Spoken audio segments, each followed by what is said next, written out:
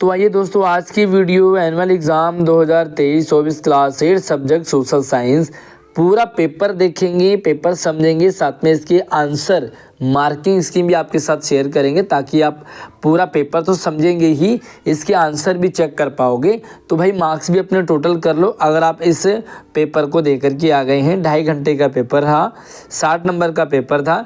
तो आइए शुरू करें। उससे पहले वीडियो को लाइक कर लो, अपने दोस्तों को भी शेयर जरूर करें क्लास ग्रुप में। साथ में अगर चैनल पर पहली बार आए हैं तो सब्सक्राइब भी ज़रूर कर लेना ताकि आने वाली अपडेट आपको लगातार मिलती रहेगी। अच्छा, एक प्रॉब्लम आती है हमारे पास बच्चों के साथ कि हिंदी मीडियम और इंग्लिश मीडियम की बच्चे बात करते हैं। तो देखिए, ये पेपर कॉमन है, हिंदी और इंग्लिश दोनों में सेम रहेगा। तो पेपर आपको क ख ग घ ङ और च 6 खंड आपके पास मिलेंगे। टोटल 14 क्वेश्चंस होंगे। इन 14 क्वेश्चंस में कुछ आपके पास MCQ टाइप के होंगे, यानी कि 1-1 नंबर के, कुछ 2-2 नंबर के होंगे लघु उत्तरीय, कुछ आपके 3-3 नंबर के होंगे, कुछ 5-5 नंबर के दीर्घ उत्तरीय होंगे। तो कुछ आपको केस स्टडी वाले क्वेश्चंस आएंगे और एक आपको मैप यानी कि मानचित्र भी दिया होगा। तो भाई जल्दी से वीडियो को लाइक कर लो, हमें अच्छा लगेगा। आपका सपोर्ट हमें बहुत अच्छा लगता है, हमें और अच्छी मोटिवेशन मिलती है आगे वीडियो बनाने के लिए।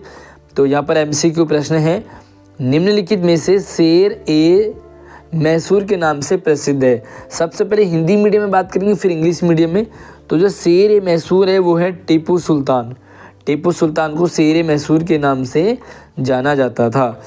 अच्छा, एक स्टेटमेंट है और इस स्टेटमेंट को ध्यान से समझे। समीर एक 12 वर्ष का लड़का, आपकी एज का ही है, वहाँ एक रसायन फैक्ट्री में काम करता है। किसी फैक्ट्री में काम करता है, बताइए समीर कौन से मौलिक अधिकार का उल्लंघन हो रहा है। समीर के भाई उसे पढ़ने जाना चाहिए था, उसे स्कूल जाना चाहिए था, उसे खेलना कूदना चाहिए था, लेकिन उसे काम करवाया जा रहा है। तो उसका कौन सा मौलिक अधिकार हनन हो रहा है, मतलब नुकसान हो रहा है उसे। तो ये है आपका शोषण के विरुद्ध अधिकार। भाई शोषण हो रहा है बच्चे का, है ना। सिंपल सी बात है, बच्चे को पढ़ना लिखना चाहिए लेकिन उसका शोषण किया जा रहा है। ठीक है, आगे जो प्रश्न है वो है, निम्नलिखित में से कौन सा एक साझा संपत्ति है। साझा संपत्ति का मतलब होता है जो पब्लिक प्रॉपर्टी होती है ना। कुछ चीज़ें होती है हमारी निजी होती है, हमारा अपना होता है। आपका घर पब्लिक प्रॉपर्टी नहीं है, लेकिन साझा संपत्ति पब्लिक प्रॉपर्टी आपकी है। सार्वजनिक पार्क, कोई कॉमन पार्क है, पब्लिक पार्क है, तो भाई वो तो सबका ही है ना। तो बाकी निजी कुआं भी पर्सनल लोगों का होता है, निजी भवन भी पर्सनल लोगों का होता है, निजी कार भी भाई मेरी कार है तो आपकी नहीं हो सकती, लेकिन जो सार्वजनिक पार्क है उसमें सब जा सकते हैं। आगे हैं, राज्यसभा के कुल कितने सदस्यों का निर्वाचन होता है।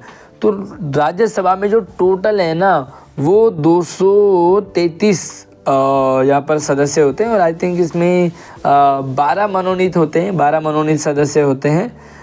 और अब आपको सही मिलान करनी है, यानी कि इसमें कौन सा सही है। क्या रानी लक्ष्मीबाई जो है क्या जम्मू कश्मीर की थी, क्या रानी अवंती लोधी राजगढ़ की थी, हज़रत बेगम कानपुर की, ये कौन सा मतलब आपका सही है। तो इसके अकॉर्डिंग जो आपका है वो रानी अवंती बाई जो है वो लोधी राजगढ़ की थी। तो ये आपका करेक्ट है। बाकी ये भी गलत है, ये भी गलत है, ये भी गलत है, जबकि रानी जो है वो कहाँ की थी, कानपुर की थी, इसलिए ये गलत हो गया। अगला देखते हैं, और यहाँ पर आपको 2 सवाल दे रखे हैं। देखो इस टाइप के सवालों को ध्यान से देखें। 2 स्टेटमेंट दे रखी हैं। पहला है, इसे सुनहरा रेशा कहा जाता है।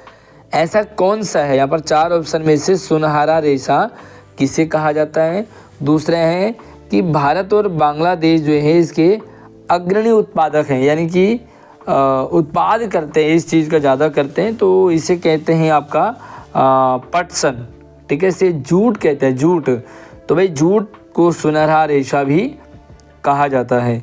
इंग्लिश मीडियम में भी यहाँ से आप देखेंगे तो पहले का आपका टीपू सुल्तान है, दूसरे का राइट अगेंस्ट एक्सप्लोरेशन है, उसके बाद आपका पब्लिक पार्क हो गया, है ना। ये क्या है, पब्लिक पार्क जो है वो कॉमन प्रॉपर्टी। तो कॉमन प्रॉपर्टी पब्लिक पार्क कोई भी आ जा सकता है। How many members are elected in the Rajya Sabha, तो 233 and identify the correct match. तो भाई करेक्ट मैच आपका यही वाला पार्ट है, बी वाला, बाकी आपके सारे गलत हैं। उसके बाद आपको यहाँ पर कुछ फीचर्स और ऑप्शंस दे रखे हैं। तो ये जो दो स्टेटमेंट हैं ये आपको फीचर्स आपको देखने हैं, इसके अकॉर्डिंग आपका आंसर झूठ निकलेगा। कैसे निकला है आप एक बार चेक कीजिए, तो आप इसे पढ़ेंगे समझेंगे आपको क्लियर हो जाएगा।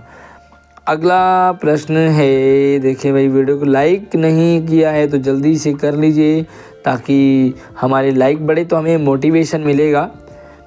एंड यहाँ पे है, शिक्षा को लेकर के टैगोर जी का विचार है कि विद्यालय ऐसे हो जहाँ बच्चे खुश रह सकें। भाई स्कूल कैसा होना चाहिए, जहाँ पे हैप्पी हो सके बच्चे, मुक्त व रचनाशील बने। वर्तमान विद्यालय बच्चों की रचनाशीलता एवं उनके चकित होने की क्षमता को खत्म कर रहे हैं, है ना। बताइए उपरोक्त विचार किस प्रकार की शिक्षा व्यवस्था को अपनाए जाने का वकालत करता है। तो सिंपल सी बात है, जो ये ऊपर स्टेटमेंट है इसके अकॉर्डिंग लगता है भाई भयमुक्त स्कूल होना चाहिए एंड रचनाशील विद्यालय होना चाहिए, क्रिएटिविटी होनी चाहिए। तो इसके अकॉर्डिंग आपका जो है वो बी ऑप्शन आपका करेक्ट है, यानी कि पहला और दूसरा। लोकसभा में सत्ताधारी दल का मुखिया कौन होता है। लोकसभा में, भाई लोकसभा चुनाव हो रहे हैं आजकल, 2024 में होंगे आई थिंक।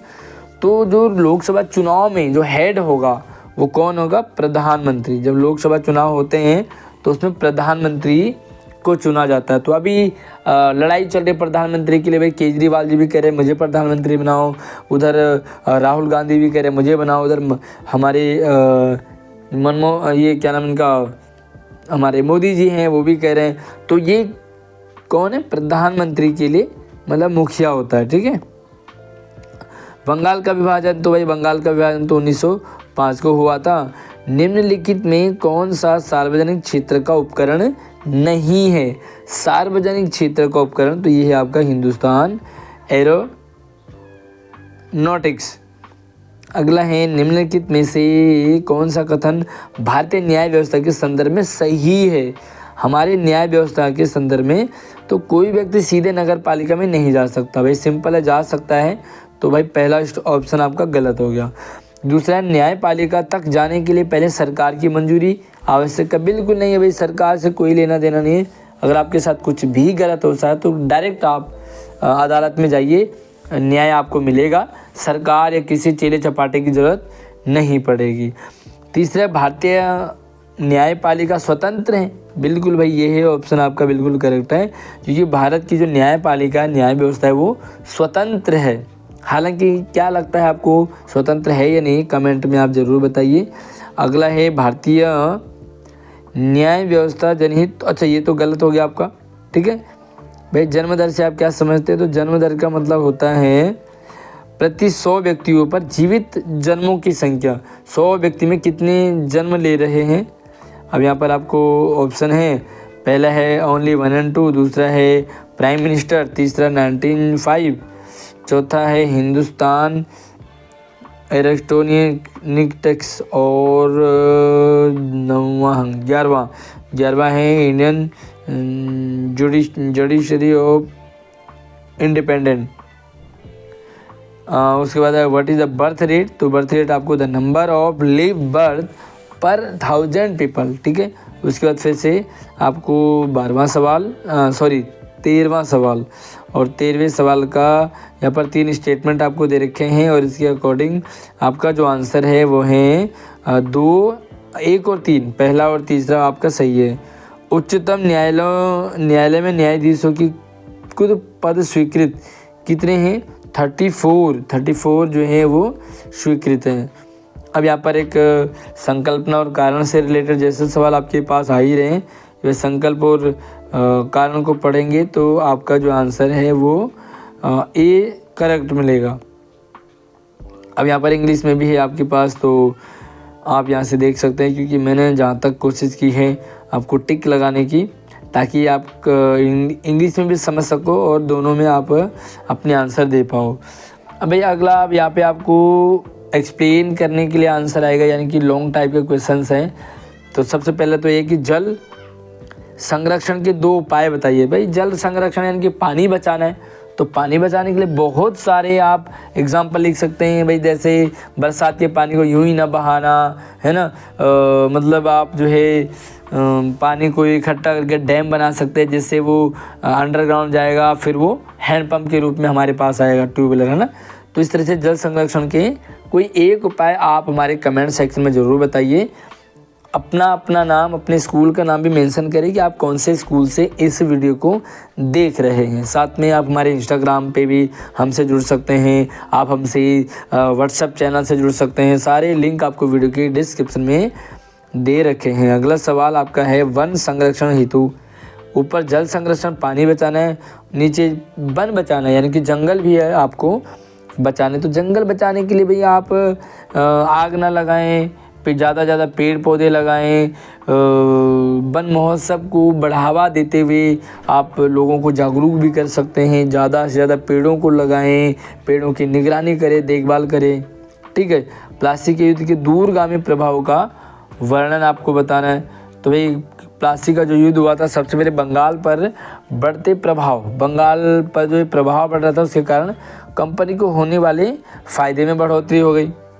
दूसरा है कंपनी की पहली बड़ी जीत थी, तो ये भी इसका रीज़न है। और हास्यकरण से निपटने के लिए मौलिक अधिकार किस प्रकार सहायक होता है। हास्यकरण, तो भाई अनुच्छेद 15 में भारत के किसी भी नागरिक के साथ अगर धर्म से, नस्ल से, जाति से, लिंग या मतलब इस तरह भेदभाव पर रोक लगाया जाए, ठीक है। अब आगे आप लिखोगे तो भारत में शिक्षा व्यवस्था के संदर्भ में महात्मा गांधी के विचार। तो भाई महात्मा गांधी चाहते थे कि सब पढ़ें। दूसरा वो कहते थे कि रोज़गार होना चाहिए शिक्षा का मकसद। मतलब भाई ऐसा सब्जेक्ट पढ़ें, ऐसा टॉपिक पढ़ें जो आपके इन फ्यूचर भी काम आएगा। अब साइन थीटा, कॉस थीटा, बहुत सारे ऐसे टॉपिक्स हैं जो हम पढ़ते तो हैं लेकिन कहीं काम नहीं आते। तो आप वो वाले टॉपिक पढ़ें या वो वाली चीज़ें पढ़ें जिससे रोज़गार मिले। दूसरा, उन्होंने अपनी भाषा पर यानी कि विदेशी भाषाओं का ज़्यादा बोलबाला हो। सिर्फ हिंदी ही नहीं बल्कि स्वदेशी भाषा, अपनी भारतीय भाषाओं का। तो ये इस तरह से हैं। बाकी भारत में शिक्षा व्यवस्था के संदर्भ में मैकॉले का विचार। तो भाई मैकॉले बहुत गंदा इंसान था इंडिया के लिए। मैकॉले ने क्या किया, उसने अंग्रेजी भाषा को सबसे ज़्यादा जोर दिया। अंग्रेजी भाषा पे अंग्रेजी पढ़ाई जाए, अंग्रेजी पर जोर दिया जाए। हमारी विदेशी भाषाओं को हमारी भाषाओं को, हमारी लाइब्रेरी को, पुस्तकालय को सारा उसने तहस नहस कर दिया। तो ज़्यादा वो कहता था कि भाई अंग्रेजी पढ़ो और अंग्रेजी ही पढ़ो। तो आज जो लोग अंग्रेजी करते हैं, लगता है उन पर मैकॉले का ज़्यादा असर है। भाई घरेलू हिंसा कानून 2005 के प्रावधानों का उल्लेख करेंगे आप। घरेलू हिंसा, लो भाई यहाँ पर आप घरेलू हिंसा के आंसर को एक बार कंप्लीट कर सकते हैं। मैं घरेलू शब्द की समझ को और अधिक व्यापक बना दिया। अब ऐसी महिलाएं भी घरेलू दायरे का हिस्सा मानी जाएगी जो हिंसा करने वाले पुरुष के साथ एक ही मकान में रहती या रह चुकी हैं। मतलब एक ही मकान में रह रहे हो पुरुष के साथ, फिर भी उन्हें लगता है कि हमारे साथ हिंसा हो रहा है। मतलब ये भी चीज़ें, भाई हिंसा हो रहा है तब भी उसके साथ क्यों रह रहे हो। तो ये मतलब एक बदलाव कर दिया था उसमें। दूसरे की महिलाओं के हिंसा मुक्त परिवार के अधिकार को मान्यता दी गई। तीसरा, भाई यह एक दीवानी कानून है जो करोड़ों महिलाओं को राहत प्रदान कर रहा है। भाई महिलाओं को राहत तो मिलेगा ही। बहुत सारी पत्नियों, माँओं, बेटियों और बहनों को अपने घरों में हिंसा से निजात मिल गया। भाई अपने घर में लोग प्रताड़ित होते थे, लेकिन अब इस कानून के बाद जो अपने घर में पत्नी है, माँ है, बेटी है, बहन है, उनको प्रताड़ित नहीं किया जाएगा या किया जा सकता है। अथवा जो है आप या तो ऊपर वाला है भारत में कानून निर्माण की प्रक्रिया का वर्णन करेंगे। भाई कानून बनता है वो किस तरीके से बनता है। तो इस तरह से आप लिख सकते हैं भाई एक सदन में चर्चा के बाद पारित होने के बाद जो है विधेयक को दूसरे शब्दों में चर्चा के लिए भेजा जाता है। वहाँ से पारित होने के बाद विधेयक को दूसरे सदन में चर्चा के लिए भेजा जाता है। है ना, उसके बाद राष्ट्रपति के पास भेजा जाता। तो ये एक तरीका है ना, मतलब कानून की जो प्रक्रिया आपको बतानी है, मतलब किस प्रक्रिया से गुजरता है। या तो आप राष्ट्रपति के अनुमोदन के बाद विधेयक कानून बन जाता है, ठीक है। तो इस तरह से आप इसका आंसर को कंप्लीट कर सकते हैं। अगला है, यहाँ पर भी अथवा में 2 सवाल हैं कि भारत विभाजन के कारणों की समीक्षा करनी है एंड अहिंसा को लेकर के महात्मा गांधी के विचार क्या थे, ये दोनों चीज़ें समझते हैं। अब यहाँ से देखो एक बार ए पार्ट का देखो, 1940 में मुस्लिम लीग द्वारा देश के पश्चिमोत्तर तथा पूर्वी क्षेत्रों में मुसलमानों के लिए स्वतंत्र राज्य की मांग करते हुए प्रस्ताव पारित करना, ठीक है। 1947 के प्रांतीय चुनाव के बाद बनी स्थिति, फिर कैबिनेट मिशन की विफलता, तो ये सारी चीज़ें हैं। इसी तरह से अहिंसा पर गांधी जी के विचार, प्रतिपल की मामूली से भी इच्छा किए बगैर अच्छे काम करते जाने से अहिंसा का जन्म होता है, किसी के प्रति दुर्भावना का भाव, ठीक है। इस तरह से आप लिख सकते हैं आंसर। किसी व्यक्ति के हाथों खुशी खुशी पीड़ा सहने के लिए तैयार रहने की आवश्यकता, तो ये गांधी जी की जो अहिंसा थी उसके अकॉर्डिंग। अब आपके ऐसे दीर्घ उत्तर है, यानी कि 5-5 नंबर के प्रश्न आ जाते हैं। पहला प्रश्न है, किसी भी देश को संविधान की आवश्यकता क्यों पड़ी भाई हमें संविधान क्यों चाहिए, है ना। तो संविधान बहुत बड़ी चीज़ है, लेकिन हमें चाहिए क्यों, ये आपको समझना होगा। उसके साथ ही पहले एक बार हम देश के संविधान को समझते हैं। तो भाई कुछ यहाँ पर पॉइंट्स एक बार उन्हें समझ लेते हैं। देश की राजनीतिक व्यवस्था तय करने के लिए हमें कानून की व्यवस्था चाहिए। सत्ता के दुरुपयोग से बचाने के लिए, नागरिकों के अधिकारों की रक्षा के लिए, बहुमत की निरंकुशता से बचाने के लिए, और देश की बुनियादी संरचना को उन्माद से बचाने के लिए कानून व्यवस्था की जरूरत पड़ती है, और कानून ही आपका संविधान है, ठीक है। अगला सवाल है, इस बात को प्रायः उद्योगों का घेरू दंड क्यों कहा जाता है, कारण बताना है। एंड औद्योगिक विपदा को रोकने हेतु कुछ उपाय आप बताएंगे। चलिए यहाँ पर आप देखेंगे तो ये आपको इंग्लिश मीडियम में है, और यहाँ से भी आप इसे इंग्लिश मीडियम को बी और सी पार्ट को समझ सकते हैं। लेकिन आप अच्छा डी पार्ट भी आपके पास आ गया है, और उसके बाद हमारे पास होते हैं केस स्टडी वाले। अच्छा, केस स्टडी वाले काफ़ी अच्छे होते हैं, यानी कि पूरा पैसेज आपको जैसे हिंदी में दिया होता है वैसे ही आपको यहाँ पर इसके जो है इसको समझना है पैसेज को, और इसके अकॉर्डिंग यहाँ पर आंसर आप देंगे। तो पहला प्रश्न है, वह पूर्वाग्रह क्या है। पूर्वाग्रह क्या है, तो ये आप यहाँ से छांट सकते हैं आंसर।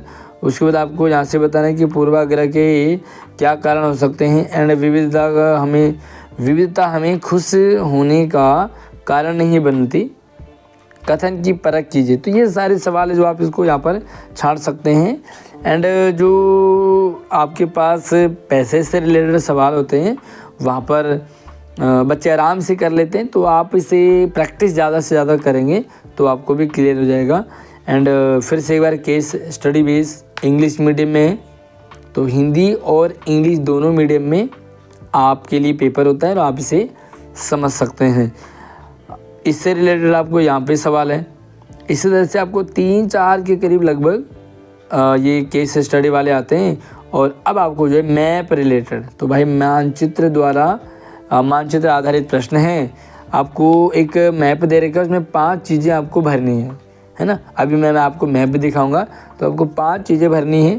पहला, दिल्ली कहाँ पर है, बरेली कहाँ पर है, कानपुर कहाँ पर है, लखनऊ कहाँ पर है, तो ये आपको मानचित्र में भरना है। एंड एक बार देखते हैं, तो इस तरह से मैप आपको आपके क्वेश्चन पेपर में आता है।